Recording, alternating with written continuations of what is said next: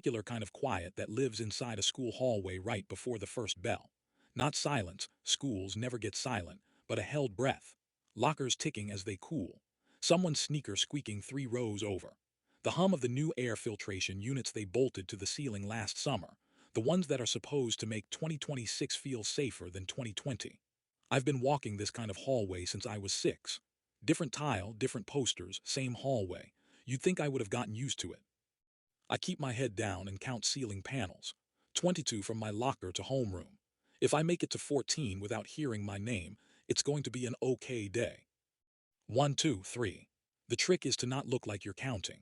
The trick is to walk like a normal kid who is thinking about a normal thing, a math quiz, a girl, a song. Not like a kid who has mapped every blind spot in a building of 2,000 people. Not like a kid whose stomach is currently trying to climb up his throat and out his mouth. 4, 5. Smitty. And there it is, 6 panels in. A bad day then. I don't turn around. Turning around is what they want. Turning around is the thing that opens the door, and once the door is open you can't close it again until last bell. I keep walking. 6. 7. My backpack strap is digging into my collarbone hard enough that I'll find a bruise there tonight. A thin purple line I'll pretend I don't see in the mirror.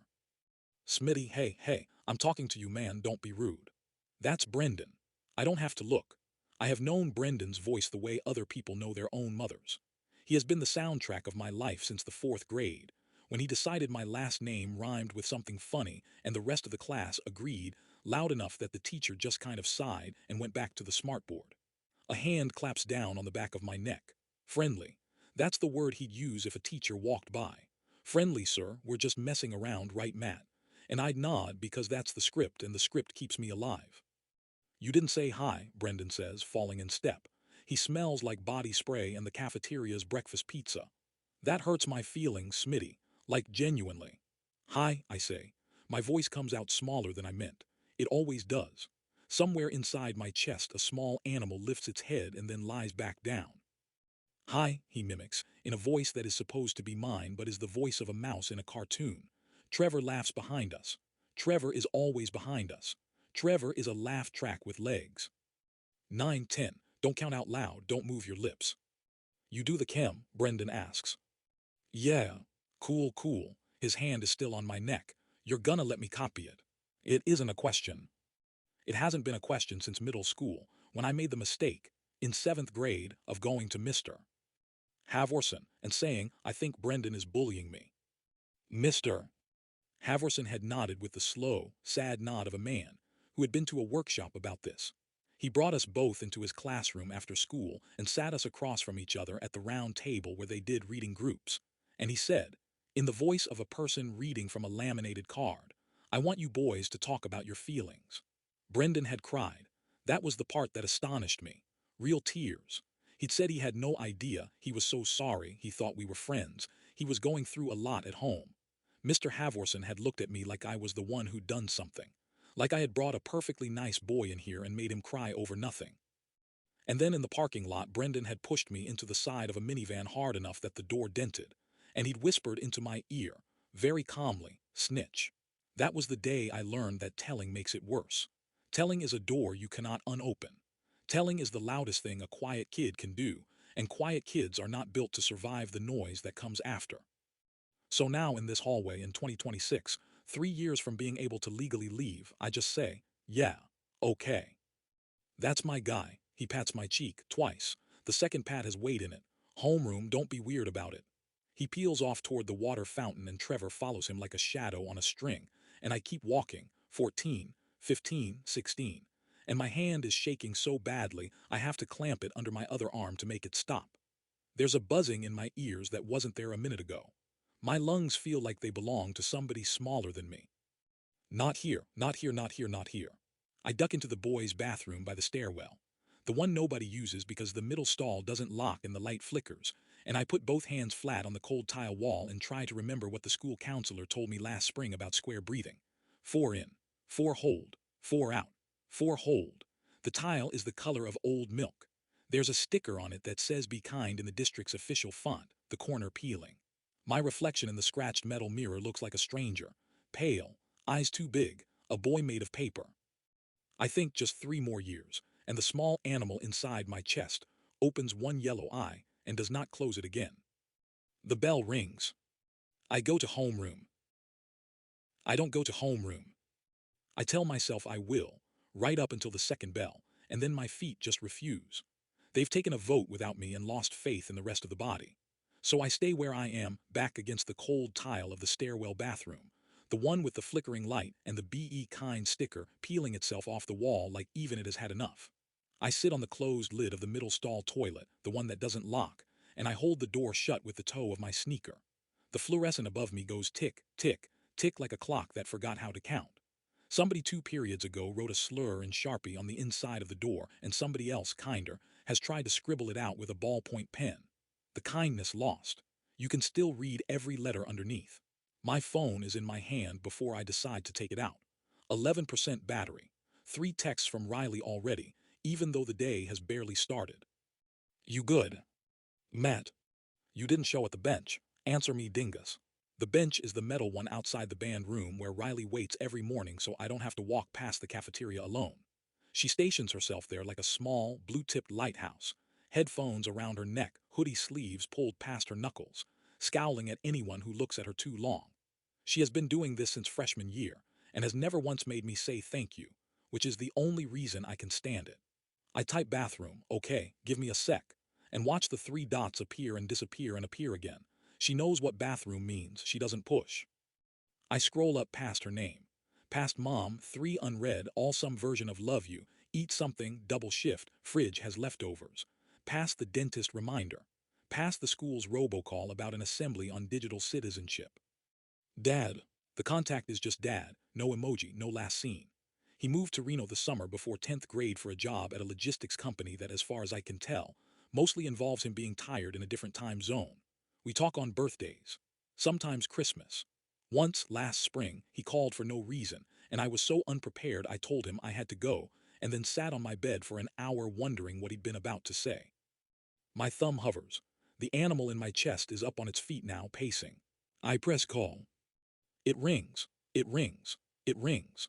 There is, I realize halfway through the 4th ring, no version of this conversation I have actually rehearsed. Hi, Dad. The kid who's been hitting me since I had front teeth missing is going to make me copy his chemistry. Wait, the other way around, and I can't breathe and I'm hiding in a bathroom and I need. What? I need what? I don't know. I just want somebody whose voice is older than mine to tell me I'm allowed to leave. You've reached Greg Smith. Leave it at the beep. The beep comes too fast. Hey, I say, and my voice cracks in the middle of the word like it's 2 words. It's me, it's Matt. Nothing, sorry, I'll talk later. I hang up before I do something stupid like cry into a stranger's voicemail. Because that's what he is, isn't he? A polite recording with my last name. I sit there with the phone going dark in my palm and I think, okay, you handle this, you always handle this. I make a deal with myself, right there on a toilet lid in a bathroom that smells like industrial lemon and somebody's vape. I will not tell anybody. Not Mr. Alvarez, not Mom, not Riley. Not after 7th grade. Not again. 3 more years, and I walk out of this building and never come back. And whatever is broken in me, I will fix in a city where nobody knew me at 12. I stand up. I splash water on my face at the sink. The kid in the metal mirror looks slightly less like paper, which I decide to count as a win. The hallway, when I push out into it, is empty in that swimming post-bell way. My footsteps are loud. The air filtration units hum. I make it exactly to the trophy case, before he steps out of the alcove by the vending machines. There he is, Brendan says, like we planned to meet. Trevor is on his left. On his right is somebody new, well, not new. Devin Kreitzer, who doesn't usually bother with hallway work, who has bigger stages. Devin has his hands in his leather jacket pockets and that smirk of his that sits on his face the way other people's glasses sit on theirs. Permanent furniture. They form a soft triangle around me without seeming to. That's the trick of it. To anyone glancing down the hall, it looks like 4 guys talking. Homeroom missed you, Devin says. His voice is mild. He could be reading the lunch menu. Mrs. Patel marked you absent. I told her you were probably in the bathroom. He tilts his head. You were, weren't you? My mouth is dry. Yeah. The stomach thing. Yeah. Poor guy. He glances at Brendan. He has a lot of stomach things. Brendan grins. Delicate constitution. Chem homework. Devin says, holding out a hand without looking at it, like a surgeon expecting a scalpel. Brendan said you'd help him out. I figured I'd come collect since you went missing. The heat starts low this time, not in my face, below my ribs. Somewhere behind the sternum, a coal somebody just blew on. I ease the binder off my shoulder. My hand is steadier than I expect. I tear out the page. I hand it over. See, Devin says softly, folding it once. That wasn't hard. He pats my shoulder. The pad is gentle, the coal is not. My phone buzzes in my pocket. Riley, where are you? 3 more years, I think. The animal does not lie back down. The next morning I tell myself yesterday was the worst of it. People say that, don't they? That was the worst of it. Like pain has a ceiling and you can stand on tiptoe and touch it. I eat half a piece of toast at the counter while Mom sleeps off her night shift on the couch, one hand still curled around a mug of cold tea. I tuck a blanket around her feet. I leave a sticky note on the fridge that says love you, eat something, which is the language we share now, recycled, passed back and forth like a single dollar.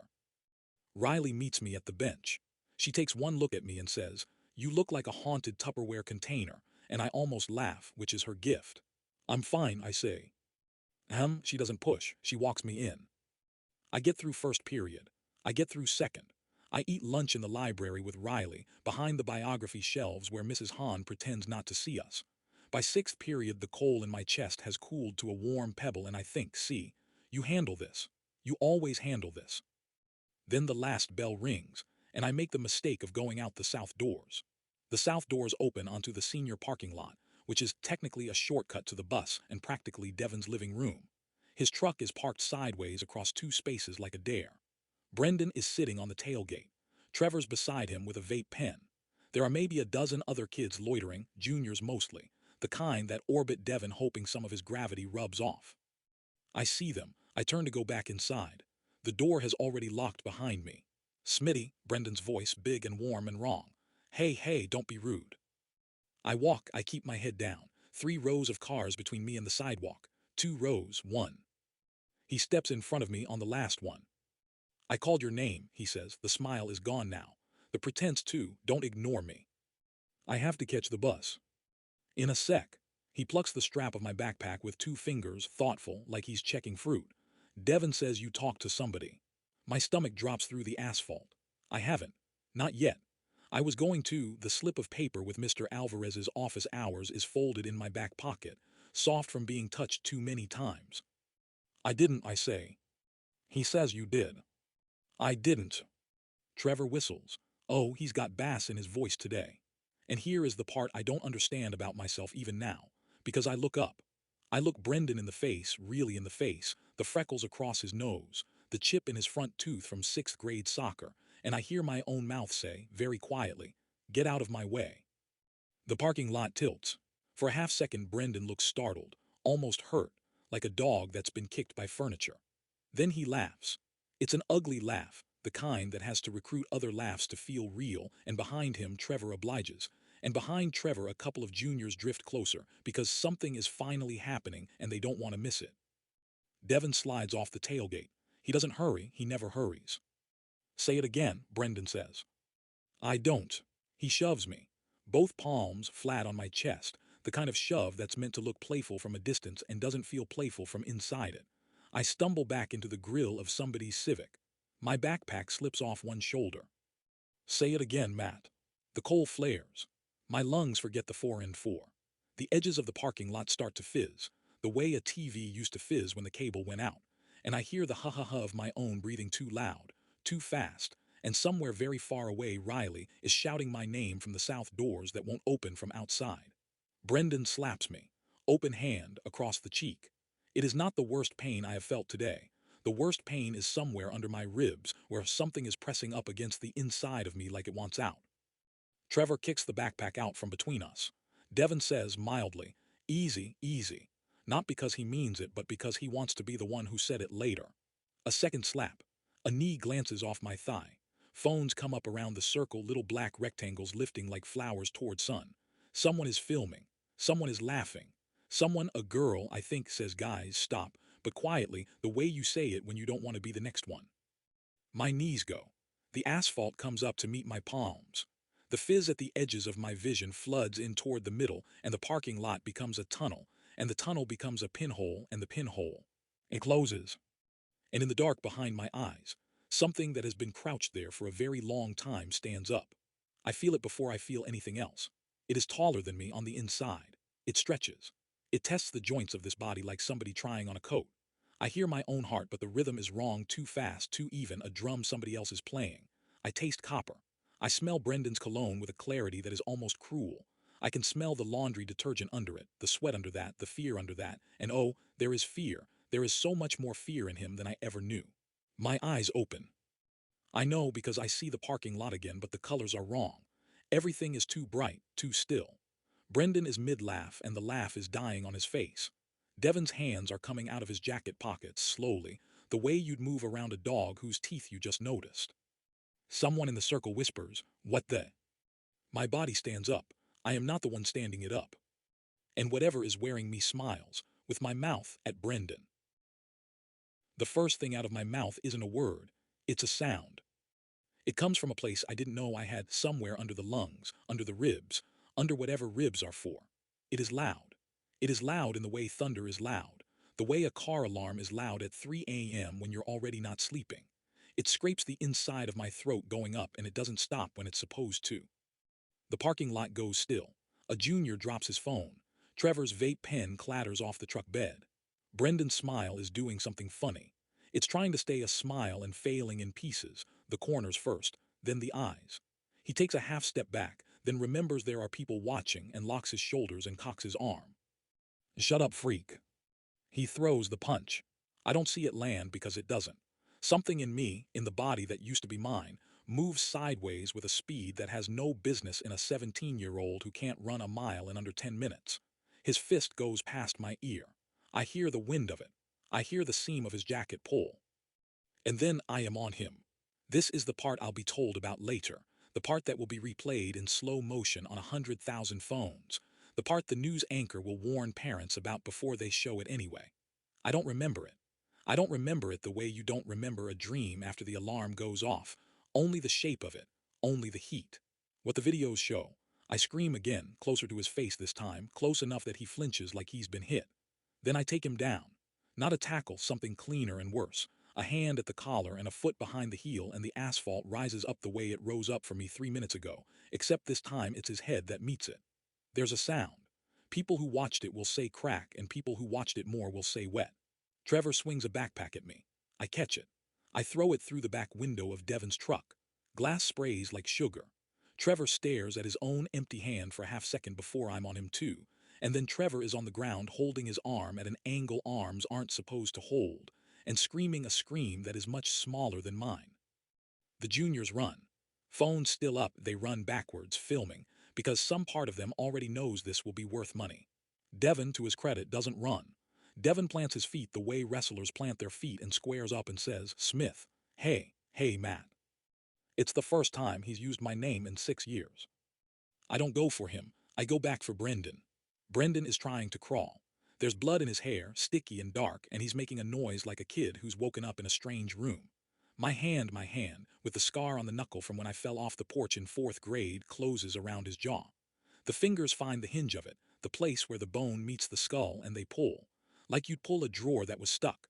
Like you'd pull a weed. Skin tears. I feel it tear. The thing wearing me is smiling so wide it hurts the corners of the mouth it's borrowing. Someone is screaming my name. Riley. Riley got the south door open somehow, or someone opened it for her, and she is running across the asphalt yelling, "Matt, Matt, Matt," the way you yell at a dog about to step into traffic. I don't hear her. The thing hears her and considers and goes back to its work. Then something hits me from behind. Not a fist, heavier, broader. An arm across the chest, another across the throat. School security, the big guy from the front desk who I've only ever seen eating yogurt. He's saying things. "Down, son, down, down, down." The thing turns its head to look at him, and for 1 second I feel it weigh him, the way a butcher weighs meat. Then something else hits me, a knee, a shoulder, the asphalt, and the lights inside my head go out one by one, like somebody walking through a house at bedtime. The last thing I hear is Riley, very close, saying, Don't hurt him, he's not. She doesn't finish. I wake up to a beeping. It is a small, patient beeping, the kind that is paid by the hour. The ceiling is white and has those acoustic tiles with the tiny holes, and I count 14 of them before I understand that I'm counting. I try to sit up. My right wrist won't come with me. I look down. The handcuff is the color of a nickel and warmer than I would have guessed. It's looped through the bedrill. There's a second one on my left ankle. There's an IV in the back of my hand and a bandage on my forehead, and the hospital gown smells like the bleach mom scrubs always smell like. I wait to feel something. I wait. The beeping keeps time. A nurse passes the door without looking in. Somewhere down the hall, a phone rings and goes to voicemail. I should be afraid. I know I should be afraid.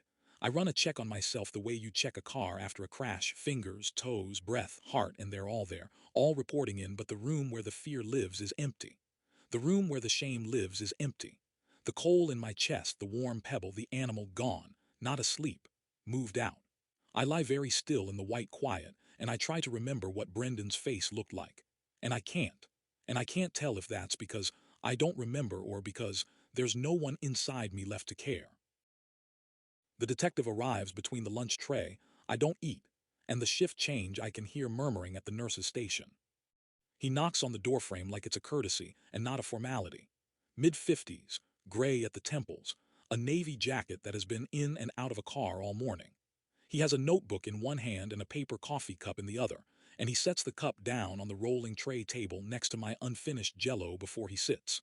"Matthew," he says, "I'm Detective Halloran, Westbrook PD. How are you feeling, son?" Mom is in the chair on my left. She has been there since I woke up the second time, since the nurse unlocked the cuff long enough to let her hold my hand, and then locked it back. Her scrubs are still on. There is a pin clipped to the V of her collar that she forgot to take off when they called her down from pediatrics 3 floors up. Her eyes are the kind of red that doesn't come from crying once. It comes from crying, then stopping to talk to a doctor, then crying again, then stopping to talk to me, then crying in the hallway where she thinks I can't hear. I don't answer the detective. "Matt, baby," Mom says softly. "He just wants to talk." I look at the ceiling tiles, 14 of them between the door and the window. I already counted. Halloran flips his notebook open.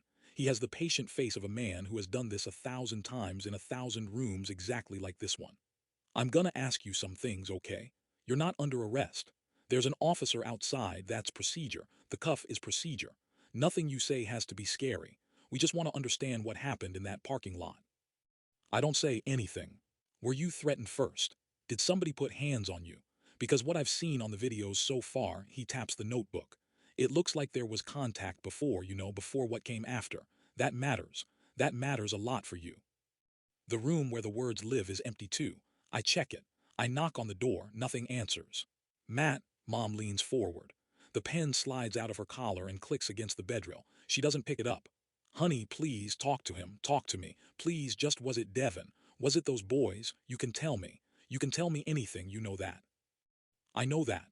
I knew that at 6 and at 9 and at 12 and at 15, and I never told her, and now there isn't anybody inside me to tell her with. I keep looking at the ceiling. "Mrs. Smith," Halloran says, gently, the way you'd ask someone to step back from a pan that's about to boil over. "Let's let him take his time." "He doesn't do this," she says, and her voice cracks open on the last word. He doesn't do this. He's a quiet boy. He reads in his room. Detective, my son broke a boy's arm. The doctor came in and said they had to call an oral surgeon for the other one. They said something about the jaw." She presses the back of her wrist against her mouth. "And nobody can tell me why," she says into her wrist. "Nobody. I asked the ER doctor. I asked the neurologist they sent down. I asked the resident who did the head CT. They keep saying it's clean. They keep saying he's fine, physically, he's fine. So somebody tell me why my son is in handcuffs and won't look at me." Halloran lets the silence happen. He's good at that. I notice, distantly, the way you notice a thing about a stranger on a bus. "Mrs. Smith, I don't have answers yet. That's what I'm here trying to find. Has there been anything at school? Anything you've been worried about?" "I work doubles," Mom whispers. "I work doubles, detective. I work God, I work all the time." She looks at me then. Really looks. The way she looked at me when I was 4 and had a fever of 104, and she put me in a cool bath and sang the alphabet backwards because forwards made me cry. "Baby," she says, "baby, where are you?" I hear that one. It gets through. It lands somewhere inside the empty room and rolls around and doesn't find any furniture to bump into. I want to answer her.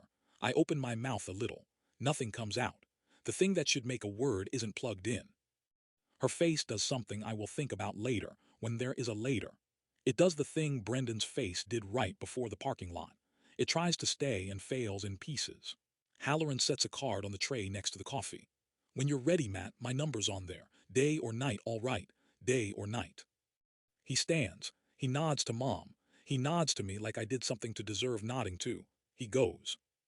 Mom puts her forehead down on the bedrail next to my cuffed wrist. Her hair smells like the hand sanitizer at the nurse's station and like the shampoo she's used since I was small. I can feel her shaking through the metal. My free hand could move. The fingers work, I checked. I could put my hand on her hair. That is what a son does. I watch my hand not move. Outside in the hallway, a phone is buzzing somewhere, a nurse's, a visitor's. It buzzes and buzzes. Down on the street, I will find out tomorrow, the videos already have 9 million views and a hashtag. Up here, the beeping keeps time. At 3 in the morning, when Mom has finally gone to find coffee and the floor is quiet, something in my chest takes a long, slow breath that isn't mine. It is hungrier than yesterday. It waits. Morning comes the way mornings do in hospitals. Not with light, but with a louder kind of beeping. And a new nurse who calls me sweetheart while she checks the cuff isn't bruising my wrist.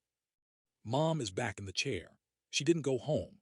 There's a vending machine muffin in her lap that she hasn't unwrapped. Her phone is face down on the tray table because every time it lights up she flinches. They want to talk to you again, she says. The detective, he's downstairs. He said only if you're ready. The thing in my chest takes one of its slow, not mine breaths. It is bigger this morning. It has been eating something while I slept. I think it has been eating me. Mom, I say. It comes out cracked, like a voice that hasn't been used in a year. She freezes with her hand halfway to the muffin. Mom, can I see it? See what, baby? The video. Her face goes the wrong color. Matt, no. Honey, no, you don't need to. I need to. She looks at me a long time. Then she picks up her phone like it weighs 40 pounds, and she scrolls, and she turns the screen toward me without letting go of it, like she's afraid I'll fall in. I watch a boy, I don't know, stand up in a parking lot. The sound he makes isn't human.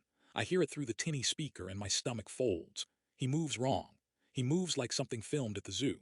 Brendan's head hits the asphalt and bounces a little, the way a melon does when you drop it in the produce aisle, and the boy on the screen smiles. He smiles with my mouth. He puts his hand on Brendan's jaw the way you'd grip a doorknob, and Brendan's leg kicks out, just once, the way a dog's does when it dreams. Riley screams my name, and the boy on the screen doesn't even hear her. The video ends with security, and a cut to black, and a caption in white block letters that I can't read because my eyes are doing something. My eyes are doing something. The empty room I have been living in since I woke up cracks down the middle. Something pours through it that has been waiting since 5th grade, since the first time Devin took my lunch money, and I told the cafeteria lady it fell out of my pocket. Since 7th grade and the thing I promised myself I would never tell. Since yesterday morning and the Be Kind sticker peeling off the bathroom tile. I start crying, and it isn't crying like I've ever done it. It is the kind that comes out of the bottom of a person. The cuff rattles against the rail because my whole arm is shaking and Mom is on her feet and she is holding my head against her shoulder and her scrubs smell like sanitizer and like home and I can't stop. I can't stop. I can't. Mom, I say into her collarbone. Mom, Mom, Mom. I'm here, baby. It's been since 5th grade, I say. It's been since 5th grade and I didn't tell you because you were tired. You were always so tired. And I told Mr. Alvarez in 7th and they made us sit at a table and shake hands and it got worse. It got so much worse. And Devin, it's always been Devin. And Brendan does what he says and Trevor laughs and I can't breathe in the hallway, Mom. I haven't been able to breathe in the hallway. I count the ceiling tiles, It comes out in one long ragged piece. Years of it. I am throwing up something I have been swallowing for so long I forgot it was there. Mom is crying too. She is saying baby and I'm sorry, and why didn't you tell me, and I should have known all at once, and none of it makes sense, and all of it does. I don't notice Detective Halloran in the doorway until I hear him clear his throat very softly. He has the coffee cup again. He doesn't come in. He waits. Son, he says when I have enough air to hear him, can I sit? Mom nods for me. He sits. I tell him. I tell him about the chemistry homework and the slap in the parking lot and the south doors that lock behind you. I tell him about the bench where Riley waits and the bathroom stall that doesn't lock. I tell him I don't remember doing what I saw on the screen. I tell him I am scared of myself. He writes some of it down. Most of it he just listens to. When I am empty, he closes the notebook and sets his hand flat on it. Matthew, he says, I'm gonna be straight with you because you've been straight with me. Two families are pushing hard. They want charges. They want you out of that school by Monday. The Kreitzer boy's father has been on the phone with people who answer his phone fast. Mom makes a noise, but he lifts a finger. We have the videos, all of them, not just the cut ones online. We have the door log on the south exit. We have 3 witnesses who said the word stop before you ever moved. The DA looked at it this morning. As of an hour ago, this is going down as self-defense. No charges, not from our side. The relief that hits me isn't relief. It's another kind of crying. Mom folds over my hand on the rail. That doesn't mean it's over, Halloran says quietly. School's its own thing. Civil's its own thing. And whatever happened to you in that parking lot, son, the how of it, that's something you and your mom and somebody with letters after their name are gonna have to sit with. He stands. He nods to Mom. This time when he nods to me, I nod back. When he is gone, the thing in my chest takes another breath. It is quieter than yesterday, but it is still there, and it heard every word I said. The discharge papers come on a clipboard with a pen attached by a curly cord, the kind that makes you feel like you're checking into a motel, instead of leaving a place where they took the cuff off your wrist an hour ago. The nurse smiles at Mom. Just a few signatures and we can get him home. Mom looks at me. The bruise on the inside of her wrist from leaning on the bedrail all night has gone yellow at the edges. She is wearing yesterday's scrubs and tomorrow's exhaustion. No, I say. The nurse blinks. No. I'm not going home yet. Mom's hand stops over the clipboard. Baby. I want to see somebody. My voice is doing the cracked thing again. I push through it. Before I leave, a psychiatrist, a real one, somebody with letters after their name. The detective said it. I want it before I walk out that door. The nurse's face does a small, careful adjustment. Sweetheart, that's usually an outpatient. I know what usually is. I hold up my unhandcuffed wrist, the red ring still there like a bracelet I can't take off. I broke a kid's jaw yesterday, and I don't remember doing it. I am not getting in a car until somebody whose job it is tells me what's wrong with me. Mom's eyes fill. She sets the clipboard down very gently like it's made of something that could shatter. Okay, she says. Okay, we'll ask. We'll ask right now. She goes out into the hall and I hear her voice doing the thing it does at the hospital where she works. The thing where she stops being tired and starts being a nurse. Vowels sharpened. Please and thank you cut to the bone. My son is asking. My son who hasn't asked for anything in 2 years is asking. It takes 4 hours. They page somebody from psych down on 5. Her name is Dr. Ray's and she has gray streaks at her temples and shoes that don't squeak. She closes the door behind her and sits in the chair Halloran sat in and doesn't touch a clipboard for the first 10 minutes. Tell me what you're afraid of, she says. The thing in my chest goes very still, listening. Myself, I say. She doesn't flinch. Nobody has not flinched at me in a long time. She asks about the counting, the bathroom, 7th grade and the table where they made us shake hands. She asks if there's a part of me that felt good watching the video. I have to think about it for a long time before I can say yes a little, and that's the part that scares me. She writes that down. She says words like dissociative and acute stress and grief response, and we don't diagnose in a day. She says the thing inside me is not a demon, that it has a name in textbooks, that what I did was not a thing my body invented, but a thing my body had been rehearsing every time I swallowed instead of spoke. She writes me a number. She writes Mom a number. She writes a third number for the both of us and underlines it twice. You did a brave thing asking, she says at the door. Keep asking out loud, even when it embarrasses you, especially then. When she's gone, Mom signs the papers. They roll me to the curb in a wheelchair I don't need because of policy. The air outside smells like rain on hot asphalt. There's a sheriff's deputy waiting at the car with a black plastic anklet in a Ziploc bag, and the word home gets a new definition. A square of carpet between the front door and the hallway that I am allowed to stand on until the school disciplinary hearing. Riley comes the next afternoon. Mom lets her in and then disappears into the kitchen to give us the lie of privacy. Riley stands in my bedroom doorway with her hood up and her headphones around her neck, and looks at me like she's checking a list to make sure I still have all my parts. Hey, she says. Hey, you look like hammered crap. Thanks. She sits on the floor with her back against my dresser, the way she sat in my room maybe 4 times in 3 years, every time pretending it wasn't a big deal. I sit on the edge of the bed. The anklet pinches. I saw it, she says. The video. Everybody saw it. No, I mean I saw it. I was there. She picks at a thread on her hoodie. I yelled your name and you didn't hear me and I thought you were gone, like gone. I was. She looks up. Her eyes are wet and angry, which is the only way Riley's eyes ever get wet. Don't do that again, she says. I'm trying not to. Try harder. I laugh. It surprises both of us. She almost smiles. I tell her about Dr. Ray's, about the number underlined twice, about the thing in my chest being quieter when I say it out loud. She listens the way she listens to music with her eyes closed, and when I'm done, she pulls her phone out and her face changes. Matt. What? She turns the screen. It's a video. Mr. Alvarez at his conference table, tie rumpled, coffee stain visible. Across from him, Councilman Kreitzer in a navy blazer and a face like a closing door. Devon beside him, neck still braced. Restorative meeting, the Chiron reads. Westbrook High addresses violent student. Alvarez is saying we want to understand both sides, and the councilman is saying my son was attacked by an animal. And the comments are scrolling faster than I can read, and every fourth one says the word expel, and every 10th one says freak. The thing in my chest takes a slow breath. It has been quiet all morning. It is not quiet now. Words won't save you, it says, in a voice that is almost mine. Riley puts the phone face down on the carpet. Hey, she says, stay with me. I try. I count the ceiling tiles in my own bedroom and only make it to 4.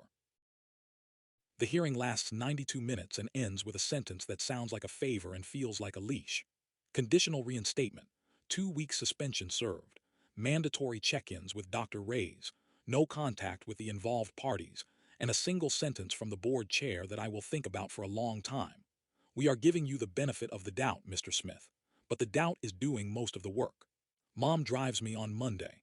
The anklet came off Friday and my leg keeps reaching for the weight that isn't there. She doesn't say much in the car. She squeezes the wheel at the lights and squeezes my shoulder at the curb and tells me to text her at every bell. At every one, she says. Lokay. Maddie, she catches my sleeve. If it gets bad, you walk out. You walk out and you call me and you do not be polite about it. I nod. The thing in my chest is awake. It has been awake since the alarm. The long hallway is the same length it has always been, but it is a different length today. People part for me. That is the only way to say it. I don't push. I don't speak. I just walk. And a path opens the way. A path opens for something you do not want to touch. A freshman I have never seen before flinches when my backpack strap brushes her locker. A senior boy I don't know clears out of the water fountain alcove like he just remembered an appointment. 2 girls stop talking when I pass and start again 3 steps later, quieter, in a key I am clearly the subject of. I count ceiling tiles. I make it to 14. I make it to 20. There is no one waiting at 20. That is somehow worse. In homeroom, Mrs. Patel does not mark me late even though I am. She does not look at me when she hands back a worksheet. Her hand is shaking a little, and she pretends it isn't, and I pretend with her because that is the kindest thing I can do for a woman who used to write nice work on my essays in green pen. The boy who used to sit next to me has moved his desk. Not far, just enough. First period. Second. By third, I have cataloged the faces. There is the confusion face, eyebrows pinched, mouth slightly open, a question they will not ask. There is the anger face, jaw set, eyes flat, a verdict already filed. There is the uncertainty face, which is most of them, the ones who keep almost smiling and then remembering and then looking at their shoes. And there is the fear face, which I see on a sophomore in the stairwell who actually presses himself flat against the railing as I go by, as if I am weather. I have spent 6 years trying to be invisible in this building. I am visible now. I have never been more alone. Riley finds me at the bench at lunch. She slides a granola bar across the slats without looking at me, the way you feed something through the bars of a cage you want to pretend isn't a cage. Don't read your phone today, she says. What? Don't read your phone, promise me. I read my phone. It's a parent. A mother whose name I half recognize from a PTA email Mom forwarded once. She has made a video. She is sitting at her kitchen island with a glass of white wine she is pretending isn't there, and she is talking about our boys. Brendan's mother is in the next square over. Trevor's stepdad in the next. Councilman Kreitzer headlining, of course, in his navy blazer that is starting to feel like a uniform. A pattern of concealment by Westbrook High. A violent child the system protected. Our sons are victims. There is a hashtag. There is a GoFundMe. There is a stitched clip of me on the asphalt with the audio slowed down so the sound under my ribs sounds like something out of a horror trailer. The comments are a hallway with no end. Lock him up. Put him down. This is what those quiet ones always turn into. Where are the parents? Where is the mother? Where is the mother? She is on her fourth double this week so she can pay the lawyer who told us to stay off the internet. I try to feel sad. I reach for it the way you reach for a light switch in a room you grew up in. It is not where it used to be. I try shame next, the old reliable, the one that has lived in my chest since 5th grade with its own key. Shame doesn't answer either. Fear is in there somewhere distant behind glass. What is in the front of me? What is sitting in the chair shame used to sit in? Is something hotter and simpler and very, very awake. It is anger, and it has my face on. Matt, Riley's hand on my wrist. Hey, look at me, breathe. I'm breathing. She stops. She is studying me the way she studies a song to figure out where the sample came from. Your hands. My hands are flat on the bench. They are not shaking. They have not shaken all morning. The animal that used to make them shake has stopped pretending it is the prey. Riley, I say, and my voice is level, which is the part that scares her. I can see it. They're lying on camera, with their names, about me. I know. My mom is going to see that. I know. She works doubles, Riley. She's going to see it on her break. Riley doesn't answer. She just holds my wrist and watches my face, and I watch hers, and across the courtyard a junior, I don't know, lifts his phone and films us, casually, like he is filming a sunset, and does not put it down even when I look at him. I look at him for a long time. He lowers the phone first. The thing in my chest does not whisper today. It hums. It hums like a wire under a wet road, low and patient, and for the first time since the parking lot I do not want it to go away. I want to know what it can do if I stop apologizing for it. That is the thought I cannot tell Dr. Reyes about on Thursday. That is the thought I carry to the bus, and home, and into the kitchen where Mom is asleep at the table with her phone face up and her face wet, and the volume on the councilman's voice still going. I turn it off. I put a blanket on her shoulders. I go to my room and sit on the edge of the bed, and I do not count anything. Dr. Reyes' office is on the second floor of a building that used to be a dentist's. There is still a faded tooth in the frosted glass of the door, and a magazine rack in the waiting room with copies of highlights from before I was born. Mom drops me at the curb because she has a 12-hour starting at 6, and she will not make it home before I'm asleep. She presses her forehead to mine through the open window for 1 second and then drives off before either of us can say anything stupid. The waiting room is empty. The receptionist looks at me the way the freshman in the hallway did, and then catches herself and asks me to sign in like I am a person. Dr. Reyes opens the inner door at exactly 4. Her shoes still don't squeak. Matt, come in. There are 2 chairs. No couch, which I appreciate. A small lamp. A tissue box she does not push toward me. A window that looks at the back of a hardware store. She sits and waits and does not pretend the waiting is anything other than what it is. How was today, she says. Long. Tell me a piece of it. I tell her about the sophomore on the stairwell pressing himself flat against the railing. I tell her about the boy who moved his desk. I tell her about the granola bar and the junior with the phone and the way I looked at him until he looked away. I do not tell her about the hum. She nods like a person, not like a clipboard. And inside, she says. Inside what? Inside you, while all of that was happening on the outside. I consider lying. The lie is right there, fully formed, polite. I was scared. I felt small. It would make her happy. It would make her write something gentle in her notes. It would let me leave at 5 and walk to the bus and pretend. I wasn't scared, I say. What were you? Awake. She lets that sit. The lamp hums a little. Outside the window someone is loading 2x4s into a pickup, the wood knocking on metal. Awake feels good, she says, not a question. Yes, after 6 years of trying to be invisible. Yes. Tell me what you think it is, the thing that woke up. I open my mouth and I get as far as I don't know, and then I stop, because I do know, a little, and she is the one person in this town who has not asked me to pretend. It feels like an animal, I say. In my chest, it used to lie down, now it doesn't. Animals are honest, she says. What is it asking for? To not apologize. For what? For being there for all of it. Fifth grade. The bathroom. My throat does the thing it did in the hospital where words pile up behind a door. For my dad. For mom working doubles. For Riley having to be the kind of friend that watches a video like that and still comes over. Dr. Reyes is quiet for a long moment. Matt, she says, what you are calling an animal, I want to try a different word with you, and you can tell me if it fits or doesn't. Loque. Grief. The word goes through me like a thrown switch. I do not move. The lamp keeps humming. Somewhere down the hall a printer starts and stops. That's not, I say. Nobody died. People grieve a lot of things that aren't funerals, she says. Years you didn't get to have. The kid you were going to be before someone decided you were prey. The father whose voicemail you've memorized. A mother you can't reach because she's reaching for too many other people. Safety. The version of yourself who could walk down a hallway without counting tiles. She does not say it gently.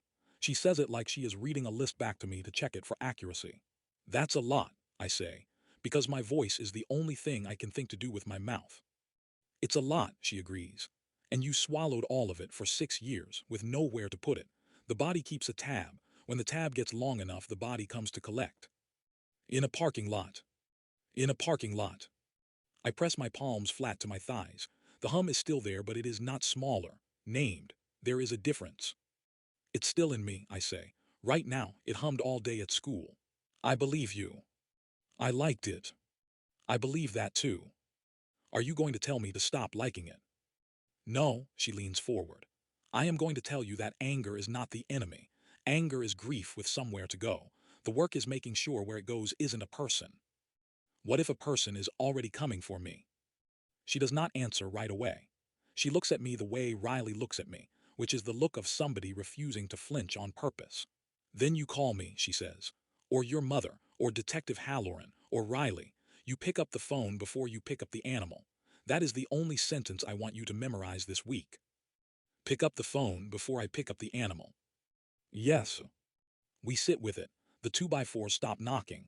The printer finishes whatever it was doing. Matt, she does not stand. Empathy is a two-way street. You have spent your life giving it. I want you this week to practice receiving it from your mother, from Riley, from me, even when it embarrasses you, especially then. I nod. I think about Mom asleep at the table with the volume still going. I think about Riley sliding a granola bar across slats. I think about Halloran's card on the hospital tray. Day or night. Same time Monday, she says. Loque. At the bus stop my phone buzzes. Riley, you up. And then before I can answer, a second one. Something happened, call me. The hum stands up. I pick up the phone. I call Riley before the bus comes. They're at the school, she says, wind in her mic. She's walking fast. Brendan's mom, the councilman, like 15 parents, signs and everything. They're live streaming from the front steps. Boards in emergency session inside. They want you gone by tomorrow. Where are you? Parking lot. Don't come here, Matt. I mean it. I needed you to hear it from me before you saw it. The hum in my chest stretches the way a cat stretches before it does something you'll regret. I close my eyes. Pick up the phone before you pick up the animal. I have already picked up the phone. I am holding it. That counts. Stay on with me, I say, until the bus. Loque. She breathes. I breathe. She tells me what she's seeing, a woman with a poster that has my face on it under the word predator in red marker, a man holding a phone like a torch, Mr. Alvarez at the doors with his coffee-stained tie and his hands up, saying nothing useful. Councilman Kreitzer in his blazer calm, the kind of calm that knows the camera is on. He's good at this, Riley says. It's gross how good he is. Get in your car, I say. Please, drive somewhere with people. I'm in my car. I locked the doors when I called. I exhale for the first time in a minute. The bus comes. I get on. I don't go to the school. Dr. Reyes' sentence is still loud enough to drown the other one. I go home. Our street looks the way streets look when something has just happened and the neighbors are pretending they didn't see. The screen door is open. On the garage, in spray paint the color of a stop sign, somebody has written one word. I won't repeat it. Below it, smaller, in a different hand, get out. Two of the front porch flower pots are upside down on the walk, dirt fan across the concrete like somebody kicked them on the way past. I stand on the sidewalk and I do not move for a long time. The hum is up on its feet now, pacing. I call Halloran. Matt. They tagged the house, while I was at therapy. A pause that is him already standing up. Inside. Doors open, I haven't gone in. Don't stay on the sidewalk, I'm 8 minutes. I call Mom. Baby, I'm in a code, Mom, somebody painted the garage. Halloran's coming, I'm okay, I'm outside. I just wanted you to hear it from me. She makes a sound I will think about for a long time. I'm leaving right now. Finish the code, I've got it. Matt. I've got it, I say, and I almost believe me. Halloran arrives in 7. He walks the perimeter, gloves on, phone up, photographing. Inside the house nothing is touched, which somehow is worse. They wanted us to come home and see, not to take anything. He calls a patrol car to sit on the corner. He watches me watching the garage. You didn't go in there, he says, nodding at the word. You said not to. I meant the house, he almost smiles. You called. I called. Good. We paint over it before Mom gets home. He drives me to the hardware store behind Dr. Ray's office, where 2x4s were knocking earlier, and we buy a gallon of exterior white and a roller. He pays. I do not let myself cry in the paint aisle. The man at the register looks at my face and then very carefully does not. Mom comes home at 9, still in scrubs. The garage is wet and white and ugly in hours. She stands in the driveway with her hands over her mouth, and then she walks into me and does not let go for a while. I let her. I practice receiving it. It is harder than I thought it would be, and also the only thing in the world. Riley comes over with a bag of gas station ice and 3 sandwiches. We sit on the kitchen floor because none of us can be at the table yet. Her phone keeps buzzing with the live stream. She turns it face down without looking. At 11:40, Mom touches my arm. There's a car. Through the front blinds, a sedan lights off, idling across the street, one house down. Not parked. Idling. I can see the driver's shoulder, not his face. The hum sits up so fast it hurts. I pick up the phone. Halloran answers on the first ring like he was waiting. By the time the cruiser turns onto our street, the sedan has already pulled away. I read 3 of the plate numbers to the patrol officer through the window, and he writes them down and says, "We'll find him, son. Maybe they will. Maybe they won't." The point is I read numbers instead of running into the street. The hearing is on a Thursday 2 weeks later. Fluorescent light, a long table, the same chair that gave me the benefit of the doubt. The councilman is there. So is Dr. Ray's. So is Mom, in clothes that aren't scrubs. So is Riley in the back, headphones around her neck like a collar she wouldn't take off for anybody. They ask if I want to make a statement. I have not spoken in any of these rooms before. I stand up. My hands are not shaking. They are not flat either. They are mine. My name is Matt Smith, I say. I am 17. I have been afraid in this building since I was 11. I am not going to be afraid in it anymore. I am also not going to hurt anybody else. Both of those are true. I needed somebody to say them out loud, so I'm saying them. I sit down. Mom takes my hand under the table. The animal in my chest lies down, not gone, listening. I keep the phone in my other hand, just in case. I am learning which one to pick up first. Chambers smell like old carpet and new coffee. 3 cameras at the back. A flag that needs ironing. The same long table that gave me the benefit of the doubt 8 months ago, with the same chair at the head of it, and the same chairwoman whose reading glasses live on a beaded chain.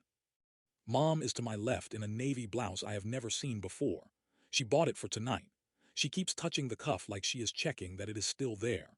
Mrs. Walsh stands when they call her. She does not walk to the podium so much as arrive at it. She has a tissue balled in her left hand, and she sets a framed photograph on the wood in front of the microphone before she says a word. Brendan, at maybe 8 years old, gap-toothed, holding a fish. My son, she begins, used to laugh in his sleep. The room softens for her the way rooms do. She talks for 11 minutes. I count, because counting is a thing I still do when I need to. She talks about night terrors. She talks about a wired jaw and a milkshake diet, and a boy who flinches at car doors now. She does not say bullying. She does not say parking lot. She says attack. She says unprovoked. She says this community. She lifts the photograph at minute 9, and her voice cracks exactly where a voice should crack. And a man in the second row makes a sound, and I watch her register it and breathe through it and continue. My Brendan, she says, is a child. The young man across this room is not a child anymore. Whatever he was, he is something else now. And I am begging this board to put my son's safety and the safety of every child in that building ahead of one family's discomfort. She sits, someone claps once and is shushed. The chairwoman looks at her papers, longer than she needs to. The motion before the board, she says, is to transfer Matthew Smith to Hawthorne Alternative effective Monday. All in favor. 5 hands, I count those 2. Opposed. 2. The motion carries.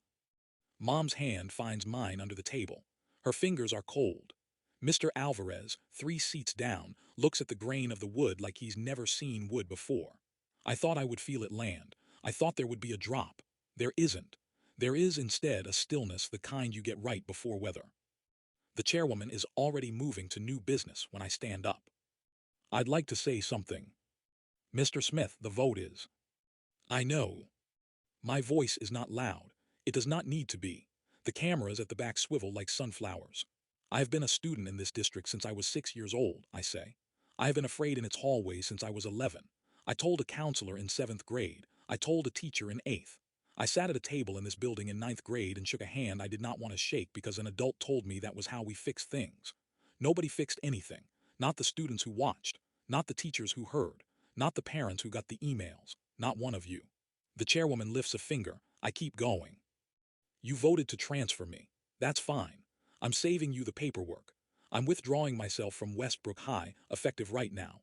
I am withdrawing myself from a school that spent 6 years teaching me to be smaller and then punished me for the shape I came out in. My hands are not shaking. They are not flat either. Dr. Reyes would notice that. Listening, I think. The animal is listening, not pacing. I turn then, not to the board, to Mrs. Walsh. She has not put the photograph away. Ma'am, my voice is quieter for her on purpose. Your son did laugh in his sleep once. I believe that. I am sorry he doesn't anymore. I am. She blinks. She wasn't expecting to be addressed. But your son also put his hand on the back of my neck in a hallway when we were 13 and told me not to be weird about it. Your son slapped me in a parking lot in front of a phone. Your son did those things while you were emailing the principal about his grades. You raised him, ma'am. You raised the boy in that photograph, and you raised the boy who chipped my tooth in 8th grade, and you don't get to hold up only the one you like. The room has gone the kind of quiet that hums. You failed him, I say, long before I did. I hope he heals, I mean that. And if our paths cross again, I will be polite. I will be calm. I will pick up a phone before I pick up anything else. But I will not be afraid of him, not one more day. You can tell him that from me. I sit down. Mom is crying without sound. Riley in the back row has not moved her hands from her knees. The chairwoman opens her mouth, closes it, opens it again. This meeting, she says, is in recess. We walk out past the cameras. I do not look at them. In the parking lot, the air is cold and clean, and the sky is the dark blue it gets right before it commits to black. Mom stops at the car. Baby, where did that come from? I think about it. It's been there, I say. It just learned how to use words. She puts her forehead against mine for 1 second, the way she did at Dr. Reyes's curb, months ago, like she could push something into me by touch. Then she unlocks the doors, and we go home. At home, Mom microwaves soup neither of us eats. She keeps looking at me like I might dissolve if she blinks too long. I tell her I need to call Dr. Reyes. She nods so fast her earrings move. I take the phone out to the back step. The concrete is cold through my jeans. The motion light clicks on, then off, then on again when a moth finds it. Dr. Reyes picks up on the second ring. She always does after hours. I don't know when she sleeps. Matt. It talked, I say. A pause, the kind she uses to make room. Tell me. Not the way it did before. It didn't take anything. I knew what I was saying the whole time. I picked the words. But it was standing up in me when I picked them. It was a present. Like a dog that finally sat where I told it to sit instead of running into the road. How did it feel after? I think the moth bumps the bulb. Quiet, I say. Tired like after you cry, not after you bleed. That's a meaningful distinction, Matt. I told her about her son, Mrs. Walsh. I told her he laughed in his sleep and also chipped my tooth. I don't know if that was kind or cruel. Was it true? Yeah. Then we'll work on the rest in session. Her voice softens. Matt, listen to me. You did a hard, public thing. People who organize do not lose quietly. Keep your phone on. Keep Halloran's number. Don't go anywhere alone for a few days. Okay. Promise me. I promise. I mean it, the way you mean things at night. The next day is flat. Mom calls Hawthorne and starts paperwork I'll never use. Riley comes over and we play a game where you build little farms and nothing chases you. She doesn't ask about the speech. She just sits closer than usual, and when she leaves, she squeezes the back of my neck once hard and says, "Text me when you wake up tomorrow." I forget to. The morning after that, Mom has a double. I walk to the corner store for milk because we are out, and because the sky is the kind of pale that makes you think nothing can happen in it. The sedan is parked across from the store when I come out. I know the plate. I read it to Halloran through a window once. My stomach does the cold thing. I reach for my phone. The back door of the sedan opens behind me before my thumb finds the screen. A hand, bigger than Brendan's, older, closes on my upper arm with the unhurried confidence of someone who has done this in his head 100 times. The phone goes into a coat pocket that isn't mine. The milk hits the sidewalk and bursts white. Get in, a voice says, low, bored, or we do this here. I get in. The driver is older than me by maybe 6 years. Same jaw as Brendan, same eyes but harder, set deeper. Brendan is in the passenger seat. He doesn't turn around. He's wearing a hoodie zipped to the throat. The wire is out of his jaw, but his face still isn't symmetrical, and I have to look away from the part of me that notices that and wants to apologize. Mrs. Walsh is beside me in the back. Same cardigan as last night. No tissue this time. Don't speak, she says like a teacher. You spoke enough. We drive. The town thins. The streetlights become trees. The trees become real trees, then the road bends up. I watch the mile markers because counting is a thing I still do. We climb. We pass the reservoir turn. We pass the place where kids park to drink. We keep going. My chest is doing something I recognize. Not panic, older than panic, the hum. Pick up the phone before you pick up the animal. My phone is in the coat of the man driving the car. I try square breathing. 4 in, 4 hold, 4 out, 4 hold. Mrs. Walsh watches me do it and her mouth tightens like she finds it offensive that I have a technique. You humiliated me, she says finally, when the radio has been off for 10 minutes and we are somewhere with no houses. In front of cameras. You said my name like you knew me. I don't know you, I say. My voice is level. The animal is listening. You will, she says. The older brother, Cal, Brendan called him once at a game. My brain hands me the name like a receipt, turns off onto a logging road. Gravel under the tires. Then dirt. Then nothing under the tires that's been graded by a county. The car bumps and slows and stops in a field where the grass is up to the bumper and the tree line is close on 3 sides. No houses, no cameras, no Riley in the back row. No Halloran 2 minutes out, no mom. Cal kills the engine. The silence after is enormous. Out, he says. I get out. The grass smells like late fall and something turned. Brendan gets out last, slow, careful with his ribs the way you are careful with ribs that remember. He finally looks at me. Not the smirk. Not anything I have a word for. He's afraid of me and he wants to not be, and his mother brought him here to fix that. Mom, he says, and it's almost a question. Go on, she says, gentle, the way you'd cue a child at a recital. He doesn't get to be the only one who speaks. Cal cracks his knuckles, one hand and then the other, like he's been waiting on a porch for a year. The hum in my chest stands all the way up. I feel it find its feet. I feel it look around the field, count exits, weigh the older brother, the boy, the woman. I feel it notice that there is no phone in my pocket and no one within a mile and nothing at all between what it wants and what it can have. Easy, I tell it the way Dr. Ray's taught me. Easy, we're listening, we're listening. It is listening. It is also hungry. Cal takes the first step toward me through the grass. Cal's first punch lands under my ribs and folds me like a chair. I hear the sound my body makes more than I feel it. A grunt that isn't a word. The grass comes up fast and then his boot is in it next to my face, and I think, absurdly, that the laces are double knotted, the way Mom does mine when I'm sick. Stand up, Cal says. I stand up. The hum is on its feet inside me pacing, and I keep one hand on its collar. Easy, easy. Tell her you lied, Cal says. I didn't lie. The second hit is to the mouth. I taste copper and something older. Mrs. Walsh is watching with her arms folded, the way you watch a pot you are waiting to boil. Brendan is behind her shoulder. He is not watching. He is looking at a patch of grass like it owes him money. Tell her, Cal says again. Brendan, I say, around the blood. You don't have to be here. Don't talk to him, Mrs. Walsh snaps. He chipped my tooth in 8th grade, I say to her, because the animal is listening and I wanted to hear me try the human way one more time. He was scared then too. Somebody taught him. Somebody is teaching him right now. Her face does a thing I will think about for a long time. It is not shame. It is the closing of a door before shame can get through it. Cal, she says. Cal hits me again, and the field tilts and rights itself and tilts. I am on my knees. I am on my side. The sky is that pale that makes you think nothing can happen in it. A boot finds my stomach. Another finds the small of my back. Somewhere far away, Brendan says, Mom, Mom, that's enough. And his voice is the voice of a boy who used to laugh in his sleep, and his mother says, Hush. The edges of things go soft. The hum sits down beside me in the grass. Hey, it says. It has never used a word before.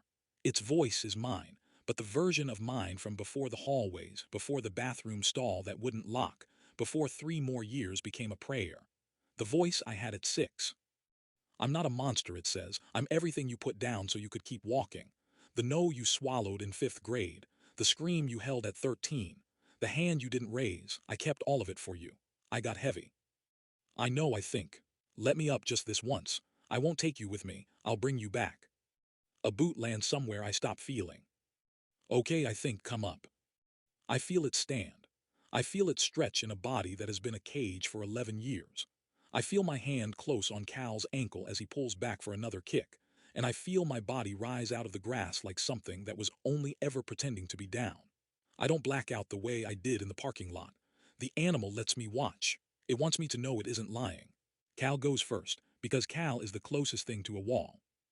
The animal puts him through the side of the sedan, with an efficiency that has nothing to do with rage. It is housekeeping. He slides down the door and stays where he lands. Mrs. Walsh makes a sound I have heard before, at minute 9, into a microphone, and the animal turns its head to her and does not hit her. It just looks.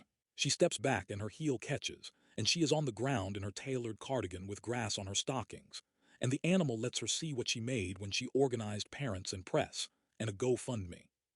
Brendan hasn't moved. The animal walks to him. I am inside it, watching. It lifts a hand. Brendan flinches the way he taught me to flinch. The animal lowers the hand. You're done, it says in my voice with my mouth. Tell her. Brendan is crying. I'm done, I'm done, I'm done. The animal nods once, like a thing checking an item off a list. Then it bends and picks my phone out of Cal's coat where Cal is breathing wet against the door, and it puts the phone in my hand, and it sits down inside me again, slow, careful, the way a dog circles 3 times before it lies down. Sleep, it says, I've got the rest. I wake up in my bed. The ceiling is mine. The crack near the light fixture is mine. My mouth tastes like blood and toothpaste, like someone rinsed it for me. There is a butterfly bandage above my eyebrow. My ribs hurt the way ribs hurt, not the way ribs hurt when something is broken. My phone is on the pillow beside me charging. Mom is in the chair by the window in the navy blouse. Riley is on the floor with her back against my dresser, headphones around her neck, asleep with her mouth open. Mom sees my eyes and doesn't move fast. She just says, Halloran's downstairs. They found the car. They found all of them. Her voice is even. She has stopped apologizing for me.